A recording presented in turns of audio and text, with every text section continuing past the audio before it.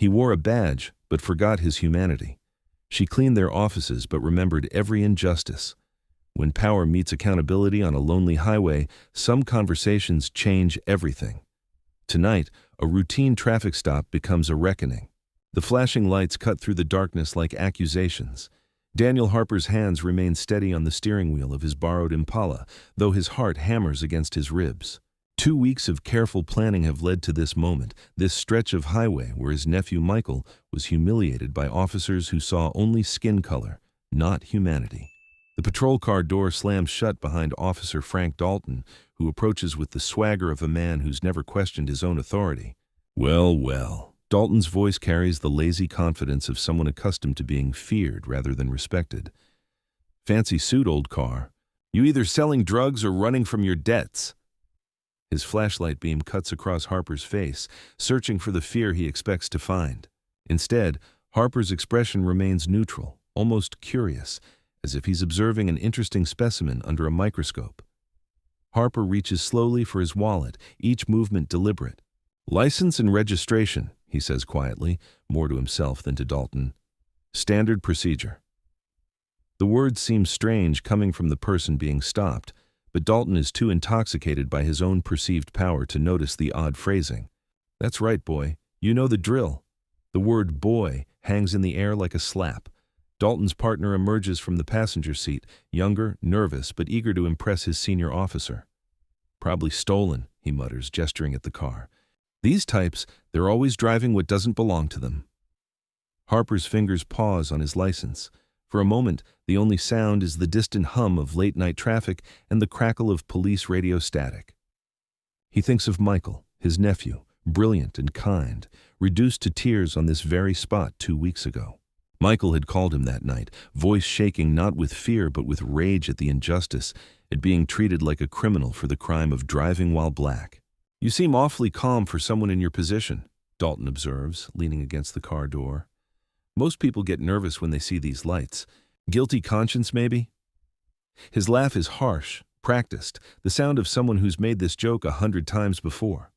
Harper finally extends his license toward the officer.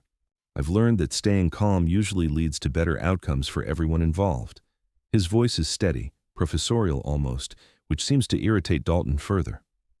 "Listen here, Professor." Dalton snatches the license with unnecessary force. "Save the fancy talk for someone who gives a damn about your—" The words die in his throat as his flashlight illuminates the plastic card. Daniel Marcus Harper. The name that appeared in the departmental memo 3 days ago. The name that will be sworn in as the new chief of police next Monday morning. The silence stretches between them like a taut wire. Dalton's partner notices the sudden change in his colleague's demeanor. "Frank, everything okay?" But Dalton can't speak. His mouth works soundlessly as he stares at the license, then at Harper's face, then back at the license. Harper watches the recognition dawn with the patience of a man who has waited his entire career for this moment. "Is there a problem, Officer Dalton?" The question is asked with genuine curiosity, as if Harper doesn't already know exactly what's running through the officer's mind. You're... Dalton's voice comes out as a croak. He clears his throat, tries again. "Sir, I apologize. I didn't recognize—" "Don't." Harper's voice cuts through the night air with quiet authority. "Don't apologize yet. We're going to finish this conversation exactly as you started it." He opens his car door and steps out slowly, hands visible, movements careful.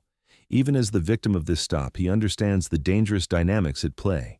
Dalton's partner is still confused, looking between the two men. "Frank, what's going on?" But Dalton waves him back, his face pale in the harsh LED glow of their flashlights. Harper straightens to his full height, and suddenly the dynamic shifts subtly but unmistakably. "You mentioned something about people like me always driving what doesn't belong to them." His tone remains conversational, but there's steel underneath. "What did you mean by that exactly?" "Sir, I misspoke." "No." Harper steps closer, close enough that Dalton has to look up slightly to meet his eyes. "You spoke exactly what you meant. The question is whether you have the courage to own those words now that the circumstances have changed." The younger officer finally pieces together what's happening. His face goes ashen as he recognizes the name from the briefing. "Oh, God." Oh, God, Frank. Do you know who— I know, Dalton whispers. His hands shake slightly as he returns Harper's license. Chief Harper, I want to explain— Chief Harper. Daniel repeats the title slowly, tasting it. Interesting how quickly respect appears when titles are revealed. Tell me, Officer Dalton, what was different about me 5 minutes ago? Was I less human? Less deserving of basic dignity? Dalton's training kicks in, the instinct to minimize, to deflect. Sir, we were just doing our job. Random traffic stop, routine. Random. Harper's laugh is without humor. My nephew, Michael Harper, was stopped on this exact stretch of road 2 weeks ago. Same time of night, same random selection criteria. Would you like to guess what he was accused of? The blood drains from Dalton's face completely now. He remembers the stop, remembers the jokes, remembers the casual cruelty he and his partner had inflicted on a young man whose only crime was driving home from his job at the university library. You made him get out of his car, Harper continues, his voice never rising but somehow becoming more commanding. You searched him on the side of the highway. You asked him about student loans and made jokes about empty pockets. Do you remember what you said when you found his college ID? Dalton's voice comes out as a whisper. I said he probably stole it. And when he remained polite, when he answered your questions respectfully, what did you tell your partner? I said— Dalton swallows hard. I said they're getting smarter about acting innocent. Harper nods slowly. My nephew came home that night and cried for the first time since he was 12 years old. Not from fear, Officer Dalton. From the crushing realization that no matter how hard he works, how respectful he is, how much he achieves, there will always be people who see him as a threat simply because of the color of his skin. The radio crackles to life, dispatch calling for Dalton status. He reaches for it automatically, then stops, looking at Harper for permission. Harper nods. Unit 47, show us code 4, routine traffic stop concluding, Dalton reports, his voice surprisingly steady. Copy that, 47. Need backup? Dalton looks at Harper, who shakes his head almost imperceptibly. Negative, dispatch, all clear. As Dalton clips the radio back to his belt, Harper reaches into his jacket pocket. The younger officer tenses instinctively, hand moving toward his weapon before catching himself. Harper notices the movement and freezes, letting his intentions be completely clear before withdrawing a small notebook. Relax, Officer Morrison, Harper says, reading the younger man's name tag. I'm not the threat here. I never was. He opens the notebook, revealing pages of handwritten notes. For the past month, I've been riding along with various units, observing, learning about the department I'm about to lead. Most officers don't know who I am yet. It's been educational. He flips through several pages, each one filled with dates, times, badge numbers, and detailed observations. October 15th, Unit 23, traffic stop on Meridian Street. Officer refers to Hispanic driver as amigo throughout encounter. Asks repeatedly about immigration status despite driver showing valid Florida license. He turns the page. October 18th, Unit 31, pedestrian stop in South Side. Black teenager questioned for 20 minutes about gang affiliation because he was wearing a red hoodie. With each entry he reads, Dalton and Morrison seem to shrink further into themselves. They're beginning to understand that this isn't just about one traffic stop, one mistake. This is about a pattern, a culture, a system that they've been part of without ever questioning it. But tonight, Harper continues, closing the notebook, tonight is different. Tonight you didn't know who I was. Tonight, I got to experience firsthand what it's like to be on the receiving end of the attitudes and assumptions that some members of my department have been carrying like badges of honor. He walks back toward his car, then turns. Officer Dalton, what do you think would have happened if I had been just another black man driving home from work? Someone without a title, without authority, without the power to hold you accountable. Dalton's voice is barely audible. You would have been treated like— He can't finish the sentence. Like Michael was treated. Like countless others have been treated. Harper opens his car door but doesn't get in. The question now is what we do with this moment. Do we pretend it never happened? Do we file it away as a misunderstanding? Or do we use it as an opportunity to become better than we were? The silence that follows is broken only by the distant sound of an 18-wheeler shifting gears on the interstate. Finally, Morrison speaks up. Sir, what happens now? Are we, are we going to be suspended? Fired? Harper considers the question carefully. That depends entirely on what you do next. Real change doesn't come from punishment alone. It comes from understanding, from choice, from the courage to confront uncomfortable truths about ourselves. He reaches into his car and pulls out 2 business cards, handing one to each officer. These are for Dr. Sarah Chen at FSU. She runs community outreach programs in the neighborhoods you patrol. She's expecting your call. Dalton stares at the card. I don't understand.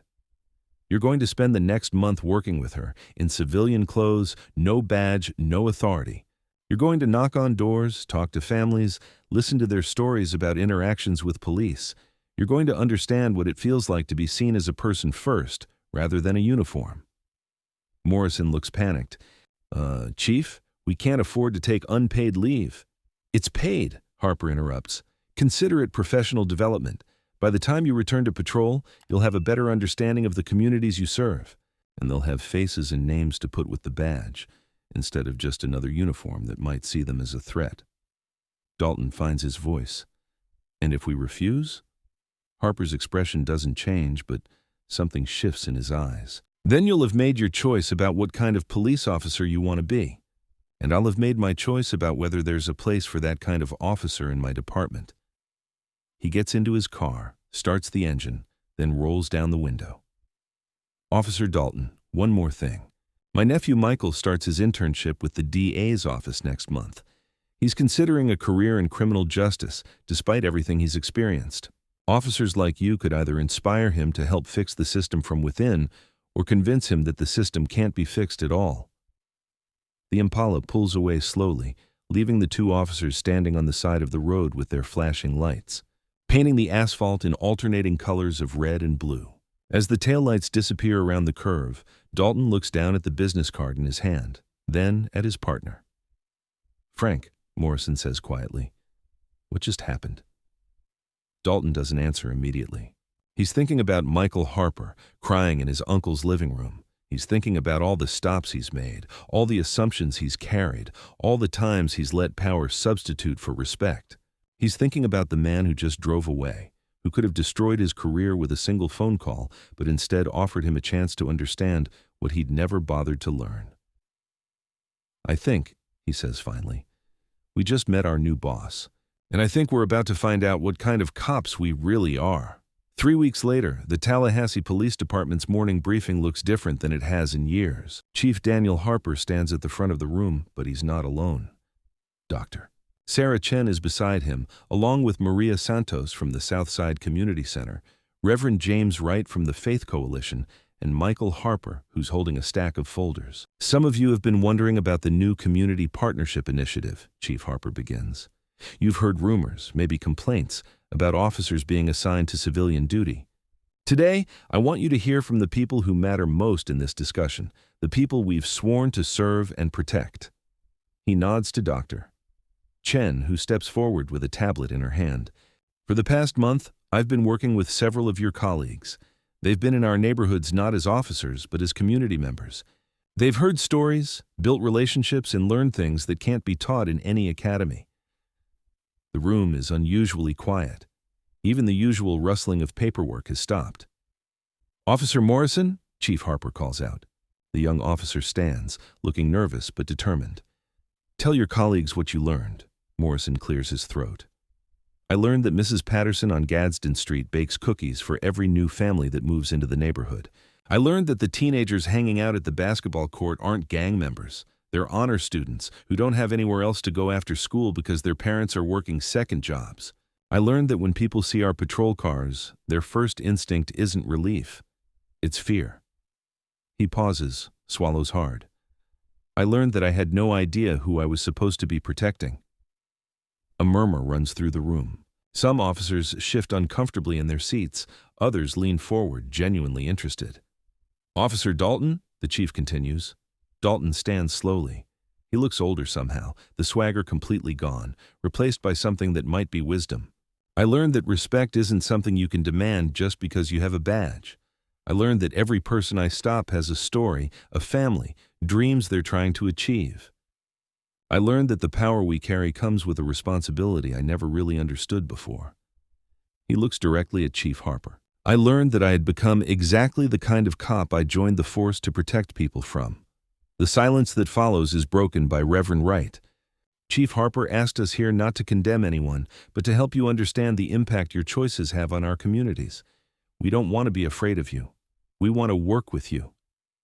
Maria Santos steps forward. My son is 15.